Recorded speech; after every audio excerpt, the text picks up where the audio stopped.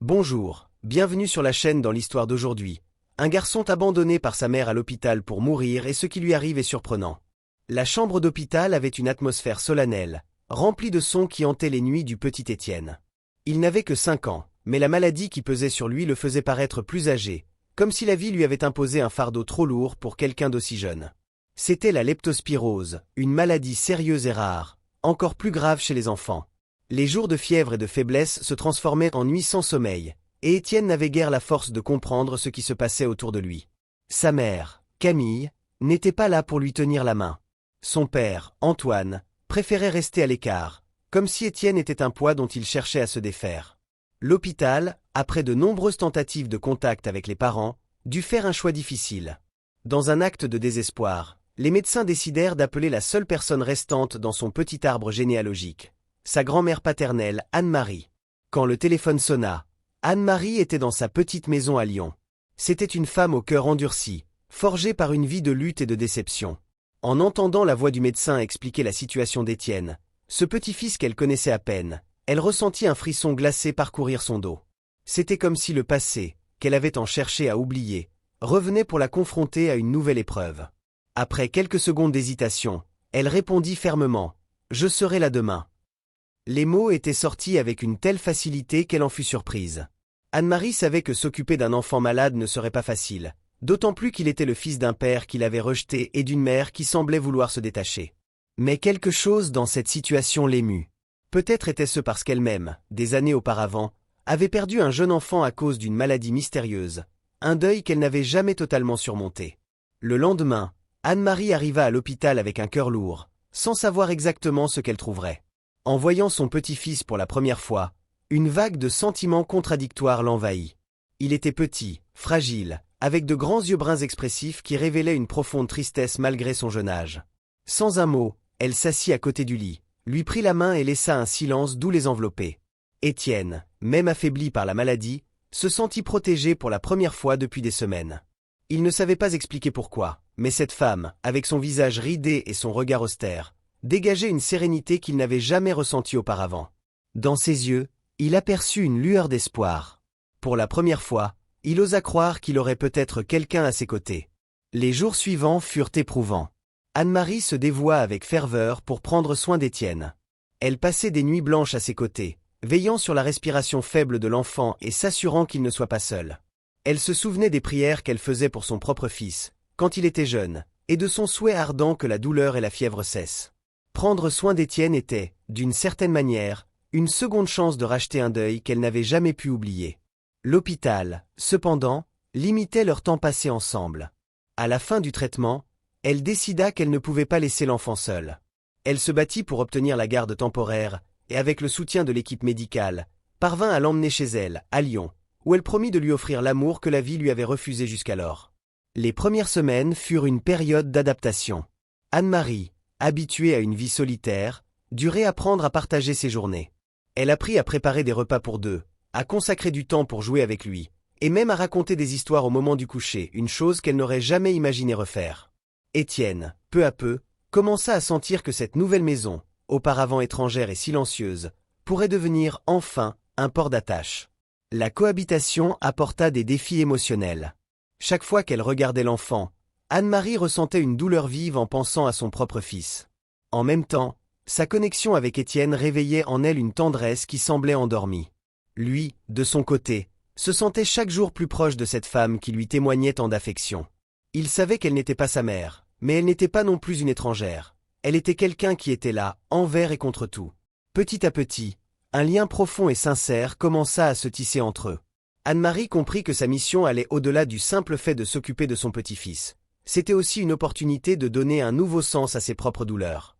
Et pour Étienne, l'affection d'Anne-Marie représentait la possibilité de se sentir aimé, même sans la présence de ses parents à ses côtés. Les jours passés auprès d'Anne-Marie apportèrent à Étienne un réconfort qu'il n'avait jamais imaginé possible. Le lien entre eux se renforçait à chaque instant, avec des rires, des soins et des histoires partagées. Mais, dans l'esprit du garçon, subsistait une question douloureuse qu'il n'arrivait pas encore à formuler. Pourquoi son père ne venait-il jamais le voir ? Antoine, le père d'Étienne, avait toujours été un homme introverti, avec une jeunesse marquée par des rêves brisés et des amours éphémères. Lorsqu'il apprit la naissance d'Étienne, Son premier réflexe fut de s'éloigner. Il ressentait que cet enfant représentait une période de sa vie qu'il aurait aimé oublier. Antoine pensait que jouer un rôle dans la vie de son fils reviendrait à rouvrir les portes d'un passé qu'il s'efforçait tant de laisser derrière lui.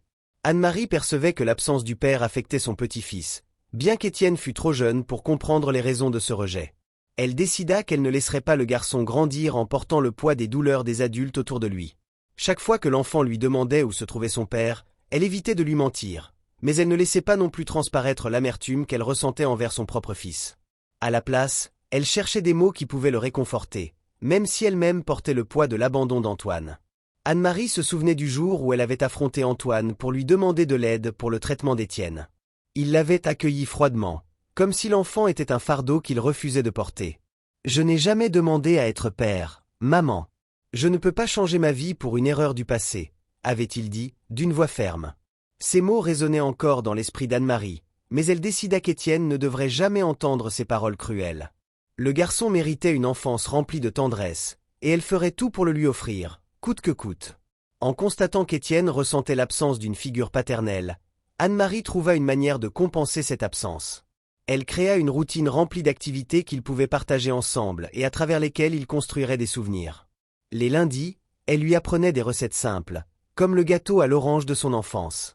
Les mercredis, ils partaient ensemble marcher jusqu'au parc, où elle lui racontait des histoires de ses voyages de jeunesse, des aventures et des rencontres qu'elle avait faites en chemin. Et, les dimanches, Anne-Marie lui lisait une histoire le soir, tandis qu'Étienne écoutait attentivement, se sentant réconforté par la voix douce et chaleureuse de sa grand-mère. Au fil des mois, la relation entre eux devenait si forte que l'absence d'Antoine commença à perdre de son importance pour Étienne. Il sentait que sa vie était complète aux côtés de sa grand-mère. Cependant, ce bonheur ne durait pas tout le temps. Parfois, il était envahi par une tristesse inexpliquée, surtout en voyant d'autres enfants accompagnés de leur père. Dans ces moments-là, Anne-Marie l'enlaçait, comprenant en silence le poids de ses larmes. Les amis d'Anne-Marie, voyant la dévotion avec laquelle elle prenait soin d'Étienne, l'encourageaient à confronter Antoine une fois de plus. C'est son père, Anne-Marie. Il devrait au moins le voir grandir, être présent, lui disait-il avec compassion. Pourtant, Anne-Marie savait qu'insister auprès d'Antoine risquerait de causer encore plus de peine à Étienne. Et elle était déterminée à protéger son petit-fils de toute forme de douleur. Pour elle, l'essentiel était le bonheur et le bien-être de l'enfant. Au fil des années, Anne-Marie devint plus qu'une grand-mère pour Étienne. Elle était sa confidente, sa conseillère et son amie. Il grandissait avec son soutien, apprenant des valeurs qui le rendaient fort et résilient, malgré la douleur de l'abandon paternel. Chaque moment passé à ses côtés façonnait sa personnalité, faisant de lui un jeune homme au cœur généreux et à la détermination inspirée par l'amour qu'il avait reçu. Avec le temps, le nom d'Antoine devint lointain pour Étienne. Il ne le mentionnait plus autant, et le désir d'une figure paternelle fut remplacé par un amour profond pour sa grand-mère qui l'avait accueilli. Anne-Marie s'efforçait de lui offrir la meilleure vie possible, mais au fond d'elle, elle redoutait également l'avenir. Elle savait qu'un jour, Étienne pourrait découvrir toute la vérité, les rançures enfouies et les choix qu'Antoine avait faits. Anne-Marie savait que, malgré tout l'amour qu'elle portait à son petit-fils, elle ne pourrait jamais effacer totalement les traces de cet abandon. Mais tant qu'il serait à ses côtés, elle se consacrerait à bâtir une base solide, assez forte pour qu'Étienne puisse affronter le monde, avec ou sans son père. Camille quitta Paris le cœur partagé entre l'envie de recommencer et l'ombre du passé qu'elle tentait d'oublier. À 23 ans, lorsqu'elle donna naissance à Étienne, elle ne savait guère ce qu'elle voulait de la vie. Engagée dans une relation compliquée avec Antoine, Camille croyait que la maternité serait une expérience transformatrice. Mais en accouchant, elle fut envahie par un vide profond et inattendu. Les attentes qu'elle avait pour elle-même en tant que mère s'évaporèrent, laissant place à une peur paralysante de l'échec. Après une année à s'occuper seule d'Étienne, Camille atteignit un point d'épuisement émotionnel. Elle se sentait piégée dans un cycle de frustration, où la responsabilité d'être mère la consumait et l'étouffait. Quand Antoine partit, elle ressentit un mélange de soulagement et de désespoir indescriptible. Il n'était pas là pour l'aider, et elle ne savait pas comment être mère seule. Avec le temps, cette douleur et cette incapacité à faire face aux exigences de la maternité se transformèrent en une décision douloureuse. Laisser Étienne sous la garde de ses grands-parents paternels et tenter de reconstruire sa vie loin de lui. Ce choix ne fut pas facile. De nombreuses nuits, Camille se sentait déchirée à l'idée d'abandonner son propre fils. Pourtant, le désir de recommencer était plus fort. Elle déménagea dans une autre ville et commença une nouvelle vie avec un objectif clair. Réécrire son histoire, devenir indépendante et peut-être retrouver l'amour, cette fois sans le poids d'un passé tumultueux. Dans son esprit, Quitter Étienne serait un mal temporaire qu'elle compenserait plus tard, lorsqu'elle serait stable et en mesure de lui offrir une vie digne.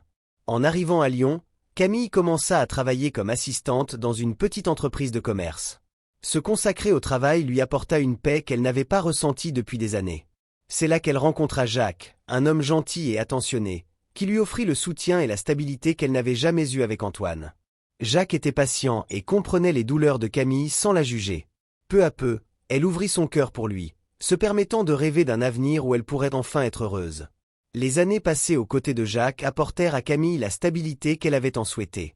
Ils se marièrent lors d'une cérémonie simple, et peu de temps après, Camille donna naissance à sa seconde fille, Amélie. Contrairement à ce qu'elle avait ressenti avec Étienne, l'arrivée d'Amélie semblait combler tous les vides de sa vie. Avec Jacques à ses côtés, Camille découvrit une maternité différente, une expérience qui lui apportait enfin joie et fierté. Cependant, même en vivant une nouvelle vie, le nom d'Étienne ne la quittait jamais complètement. Dans les moments de silence, quand la maison était calme, Camille se permettait de se rappeler le visage de son fils, l'expression confuse et effrayée avec laquelle il l'avait regardé lors de leurs derniers instants ensemble. La culpabilité la rongeait silencieusement, mais elle l'enfouissait aussi profondément qu'elle le pouvait, croyant que le temps arrangerait les choses. Jacques remarquait les changements d'humeur de Camille, les longues nuits où elle restait éveillée, le regard perdu dans le vide.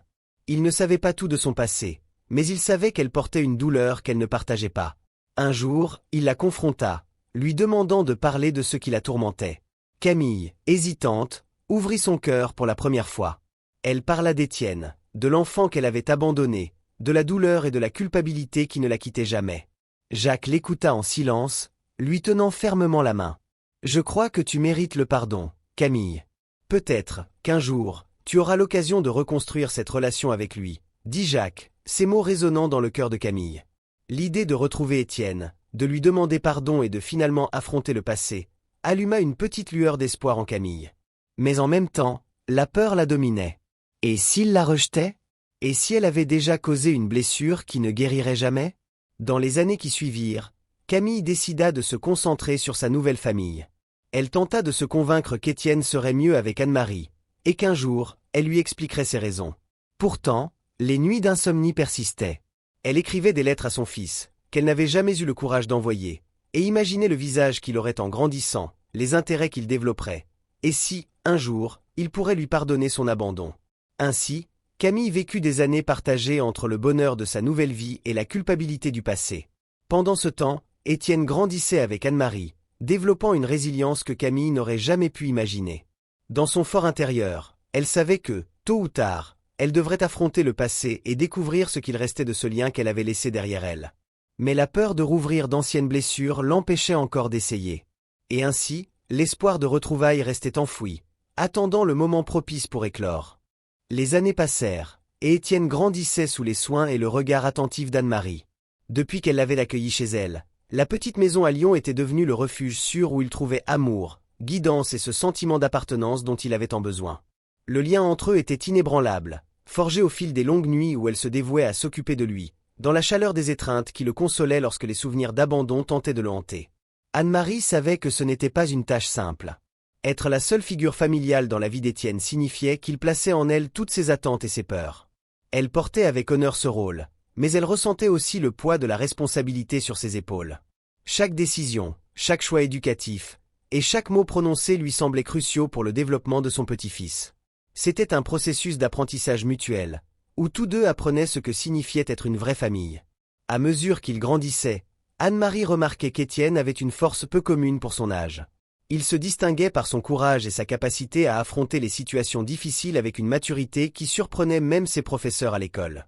Derrière ce garçon résilient, cependant, subsistaient des cicatrices invisibles, des souvenirs de ses premières années et le poids des absences qu'il portait en silence. Pourtant, aux côtés de sa grand-mère, Étienne apprit à exprimer ses émotions, une compétence qu'il n'aurait pas développée sans l'amour et le soutien inconditionnel d'Anne-Marie. Tous les soirs, avant de dormir, ils avaient ce qu'ils appelaient l'heure des histoires, un moment où ils partageaient des souvenirs ou lisaient ensemble. C'était l'espace où Étienne pouvait parler de ses sentiments, et où Anne-Marie lui racontait des histoires de sa propre enfance, sur les épreuves qu'elle avait traversées et sur l'importance de persévérer et de croire en soi. Lors d'une de ces soirées, à 10 ans, Étienne, d'une voix hésitante, posa une question sur sa mère. « Pourquoi elle ne vient pas me voir, mamie ?» Cette question le rongeait depuis des années, Mais ce n'est qu'à ce moment-là qu'il se sentit assez fort pour l'exprimer. Anne-Marie, qui s'était préparée depuis longtemps à ce moment, prit une profonde inspiration et lui prit la main. Elle ne lui cacha pas la vérité, mais elle choisit aussi ses mots pour ne pas causer plus de peine. Elle lui expliqua que Camille, sa mère, avait été obligée de prendre des décisions difficiles et que, parfois, les adultes aussi commettent des erreurs qu'ils ne peuvent pas toujours réparer. Elle t'aimait, mon chéri. Peut-être pas de la manière que nous attendions, mais tu es important pour elle, dit Anne-Marie, essayant de planter en Étienne une graine de compréhension. En entendant les mots de sa grand-mère, Étienne ressentit un mélange de soulagement et de tristesse. Une partie de lui aspirait encore à sa mère, mais il comprit que peut-être, l'amour d'Anne-Marie était tout ce dont il avait vraiment besoin. À partir de ce moment, il décida que l'absence de ses parents ne serait pas un obstacle à son épanouissement, et l'amour de sa grand-mère devint la force qui le poussait à aller de l'avant. Les années suivantes furent marquées par de petites victoires et de grandes transformations. À l'école, Étienne commença à se démarquer dans le sport et la musique, des activités qu'Anne-Marie encourageait avec enthousiasme. Elle assistait à tous les événements où il se produisait, l'encourageant comme si c'était son plus grand exploit. À chaque victoire, elle sentait que l'amour et les efforts qu'elle consacrait à son petit-fils l'aidaient à construire un avenir plein d'espoir et de possibilités. En entrant dans l'adolescence, Étienne commença à effectuer de petits travaux dans le voisinage pour aider aux dépenses de la maison. Bien qu'Anne-Marie insistât pour qu'il se concentre uniquement sur ses études, Étienne voulait rendre hommage à tous les sacrifices qu'elle avait faits pour lui. Pour lui, chaque petit geste d'aide était une façon de montrer sa gratitude et son respect pour tout ce qu'elle lui avait enseigné. C'est à cette époque qu'il fit la connaissance de Jeanne, une jeune fille du quartier qui avait également une histoire marquée par des pertes. Jeanne, avec son énergie joyeuse et sa détermination inébranlable, devint rapidement son amie et, avec le temps, son premier amour. Anne-Marie, en remarquant l'éclat dans les yeux d'Étienne, ressentit un mélange de fierté et de nostalgie. Elle savait qu'il grandissait, construisant sa propre vie, mais elle ne pouvait s'empêcher de craindre qu'il ne s'éloigne. Avec Jeanne à ses côtés, Étienne trouva une partenaire qui le comprenait et partageait ses expériences de résilience. Tous deux portaient en eux des cicatrices invisibles, mais ensemble, ils parvenaient à transformer la douleur en force. Leur relation apporta à Étienne une joie qu'Anne-Marie n'avait jamais vue auparavant, et elle savait que la présence de Jeanne était l'étape suivante dont il avait besoin pour achever son parcours de guérison.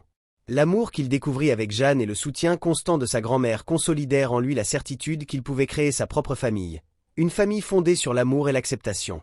Anne-Marie, bien qu'attristée de le voir grandir, se sentait aussi comblée de savoir qu'il était prêt à affronter le monde. Anne-Marie avait toujours su qu'elle ne pourrait pas le protéger pour toujours, mais les années de dévouement avaient porté des fruits qu'elle n'avait jamais imaginé récolter. En voyant Étienne tracer son chemin avec résilience et courage, Anne-Marie sentait que, même si son temps à ses côtés était limité, son amour continuerait de l'accompagner à chaque pas. Après des années passées loin de son fils, Camille sentait que le poids de ses choix devenait de plus en plus difficile à porter. Elle avait construit une nouvelle famille, avec Jacques et leur fille, Amélie, et pendant un moment, elle avait cru que le passé pourrait rester silencieux. Cependant, à mesure qu'Amélie grandissait, chaque sourire et chaque réussite de la petite éveillait en Camille des souvenirs d'Étienne, le fils qu'elle avait laissé derrière elle, et dont l'absence était devenue une ombre constante dans sa vie. Jacques l'avait toujours encouragé à rechercher son fils. Bien qu'il respectât la décision de Camille de ne pas parler du passé, il comprenait que l'abandon d'Étienne était un fardeau qu'elle n'avait jamais réussi à surmonter. L'amour qu'il ressentait pour elle renforçait son désir de la voir se réconcilier avec le passé. « Tu me dis souvent que tu aimerais être pardonné, mais le pardon est une route à double sens, Camille. Peut-être est-il temps de prendre cette route », lui conseilla Jacques un soir d'hiver, alors que Camille s'enfermait dans un silence mélancolique. Camille savait que Jacques avait raison, mais la peur la paralysait. Elle se demandait comment Étienne réagirait en la voyant, après tant d'années. Elle sentait qu'elle avait peut-être perdu le droit d'être appelée maman, et le doute sur ce qu'il pensait d'elle la tourmentait. Finalement, avec le soutien de Jacques et d'Amélie, Camille trouva le courage de partir à sa rencontre. Il était temps de faire face au fils qu'elle avait abandonné à Lyon, ce garçon qui était maintenant un homme, portant peut-être en lui les mêmes blessures qu'elle n'avait jamais pu effacer. Lorsque Camille arriva dans la ville, Étienne était déjà adulte, marié et menant sa propre vie. Il vivait près de l'ancien quartier de sa grand-mère Anne-Marie, qui venait récemment de décéder, laissant un vide profond dans le cœur d'Étienne. La mort de sa grand-mère avait été un coup dévastateur, et son absence ravivait une série d'émotions qu'il pensait l'avoir surmontées. Dans cette période de deuil, il ressentait de façon plus aiguë la douleur de l'abandon, et le nom de sa mère commençait à résonner de manière troublante dans son esprit. La rencontre entre Camille et Étienne fut inattendue pour lui. Il était chez lui lorsqu'il entendit un léger coup frapper à la porte. En l'ouvrant, il se retrouva face à la femme qui, des années plus tôt, l'avait laissée derrière elle. Camille semblait plus âgée, avec des traits marqués par la fatigue et la tristesse, mais il y avait dans son regard une douceur et un regret qu'Étienne ne reconnaissait pas. Pendant un instant, il resta sans voix, son cœur oscillant entre colère et une curiosité douloureuse. « Étienne, je sais que je n'ai pas le droit de te demander quoi que ce soit, mais il fallait que je te voie, » dit Camille, la voix tremblante. Elle prit une profonde inspiration, tentant de contrôler son émotion, mais les larmes coulèrent avant qu'elle ne puisse les retenir. « Je suis désolé, mon fils. Je sais que je t'ai blessé, et je sais qu'il n'y a pas d'excuse pour ce que j'ai fait. Mais je suis ici pour te demander pardon, si tu veux bien m'écouter. » Étienne, qui avait toujours cru qu'il affronterait ce moment avec force et fermeté, se sentait petit et vulnérable face à sa mère. Tous les souvenirs douloureux de son enfance le hantèrent, mais en même temps, il reconnaissait l'effort qu'elle faisait pour revenir, le désir sincère d'une mère en quête de rédemption. Pendant un long moment, il l'observa, tentant de retrouver dans ses traits un semblant de la femme qui avait abandonné un enfant sans défense. « Pourquoi maintenant » demanda-t-il, la voix chargée de rancœur et de méfiance. Camille le regarda, les yeux embués, sachant qu'il n'y avait pas de réponse simple. « J'ai pensé que je pouvais laisser le passé derrière moi, Étienne. Je croyais qu'en construisant une nouvelle vie, cela suffirait, mais rien n'a comblé le vide de ne pas t'avoir à mes côtés. J'ai toujours su qu'un jour je devrais te faire face, mais la peur m'a paralysé. » Au fur et à mesure que Camille parlait, Étienne ressentait un mélange de douleur et de soulagement. Il voyait que sa culpabilité était sincère, mais cela n'effaçait pas la souffrance qu'il avait endurée. Jeanne, sa femme, qui observait la scène à distance, s'approcha et posa sa main sur son épaule, l'encourageant à affronter ce moment avec empathie. « Tu as le droit de choisir, Étienne. Pardonner ou non est une décision qui t'appartient, mais peut-être que c'est le moment d'alléger le fardeau que tu portes, » murmura-t-elle, lui offrant le soutien qu'il trouvait toujours à ses côtés. Après un long silence, Étienne regarda sa mère, et bien qu'il sentit que les blessures du passé ne disparaîtraient jamais complètement, il décida de faire un pas vers le pardon. Il savait que sans cela, il serait lui-même prisonnier du passé. « Je n'oublierai pas ce qui s'est passé, maman. Mais, pour moi, pour ma famille et pour ma grand-mère, je peux essayer de pardonner. Peut-être pourrons-nous reconstruire quelque chose ensemble, » dit-il, les mots lui venant difficilement, mais avec sincérité. Camille le prit dans ses bras avec délicatesse, comme si elle craignait de briser le lien fragile qui commençait à se former entre eux. Pour tous deux, ce moment représentait une chance de rédemption, un pas vers la clôture d'un cycle douloureux. Il savait que le chemin serait long et difficile, mais il savait aussi que le premier pas venait d'être fait. Les jours qui suivirent leur retrouvaille furent intenses, remplis de conversations difficiles et de silences profonds. Étienne et Camille savaient que leur présence mutuelle dans la vie de l'autre n'était pas quelque chose qui pouvait se reconstruire du jour au lendemain. Le pardon qu'il lui avait offert était sincère, mais les blessures qu'il portait en lui demandaient du temps et des soins pour espérer cicatriser complètement un jour. Camille, déterminée à faire tout ce qui était en son pouvoir pour reconstruire leur relation, commença à se consacrer à créer des moments de connexion avec Étienne. Elle comprenait que le chemin vers le pardon passait par la patience et la reconnaissance des années perdues. Ainsi, elle offrait sa présence par de petits gestes, en les accompagnant, lui et Jeanne, dans des promenades au parc, en les aidant à préparer des dîners et en participant aux réunions familiales. Ces attentions, bien que simples, montraient à Étienne qu'elle était prête à faire partie de sa vie sans rien exiger en retour, en démontrant simplement l'amour qui, même après tout, demeurait en elle. De son côté, Étienne essayait de voir sa mère sous un nouvel angle.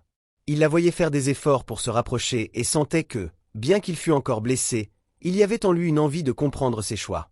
Le souvenir d'Anne-Marie et l'amour qu'elle lui avait toujours inculqué renforçaient son désir de ne pas laisser le ressentiment obscurcir sa vie.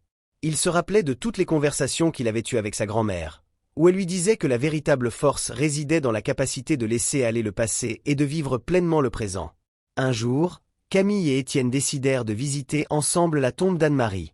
Pour Camille, c'était une manière d'honorer la femme qui, malgré toutes les circonstances, avait offert à Étienne le foyer qu'elle-même n'avait pu lui donner.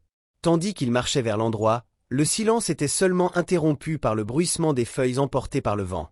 Camille se sentait incertaine. Elle savait qu'elle approchait de l'un des plus grands symboles de son absence dans la vie d'Étienne, une femme qui représentait la tendresse et la protection qu'elle n'avait pas su lui offrir. Devant la tombe, Camille s'agenouilla, et la voix tremblante, parla comme si Anne-Marie pouvait l'entendre. « Je vous remercie pour tout ce que vous avez fait pour lui. Je sais que je ne peux pas effacer le passé, mais je promets de faire tout mon possible pour honorer l'amour que vous lui avez donné, » murmura-t-elle, tandis que des larmes coulaient sur son visage. Elle savait qu'en cet instant, elle demandait pardon non seulement à Anne-Marie, mais aussi à elle-même. C'était un adieu et une demande de bénédiction pour l'avenir. Pour Étienne, la scène qui se déroulait devant lui apporta un mélange d'émotions. Voir sa mère se rendre au legs d'Anne-Marie, reconnaître l'importance de cette femme qu'il avait toujours considérée comme une véritable mère, le toucha profondément. Il tendit la main et prit celle de Camille, sans dire un mot, mais en laissant comprendre qu'en cet instant, il était prêt à avancer avec elle, à ouvrir une nouvelle page de leur vie. Dans les mois qui suivirent, Camille et Étienne bâtirent une routine qui, peu à peu, se transforma en une véritable relation. Les visites fréquentes, les déjeuners en famille et les conversations franches sur le passé ravivèrent une confiance perdue depuis longtemps. Jeanne fut une pièce essentielle de ce processus, encourageant les deux à pratiquer le pardon au quotidien, leur rappelant que l'effort sincère de chacun pour surmonter les douleurs du passé était ce qui comptait le plus. Un après-midi ensoleillé, Camille fit une invitation qui surprit Étienne et Jeanne. Elle les invita pour un week-end chez elle, où Étienne aurait l'occasion de rencontrer Jacques et sa demi-sœur, Amélie. L'idée de voir sa mère dans un contexte familial si différent lui causait un certain inconfort, mais il savait que cela faisait partie intégrante du chemin qu'ils avaient décidé de parcourir ensemble. La rencontre fut marquée par un mélange de nervosité et d'émotion. Jacques et Amélie accueillirent Étienne avec chaleur et respect, conscients que cette réunion représentait un pas important dans la réconciliation de Camille avec son fils. Jacques le reçut comme un vieil ami, lui montrant à quel point il admirait le courage d'Étienne de donner une nouvelle chance à sa mère. Amélie, une fille douce et curieuse, s'attacha rapidement au frère qu'elle ne connaissait que par les histoires qu'on lui avait racontées. Pour Étienne, voir Camille dans le rôle de mère pour Amélie fut une expérience difficile, mais en même temps thérapeutique.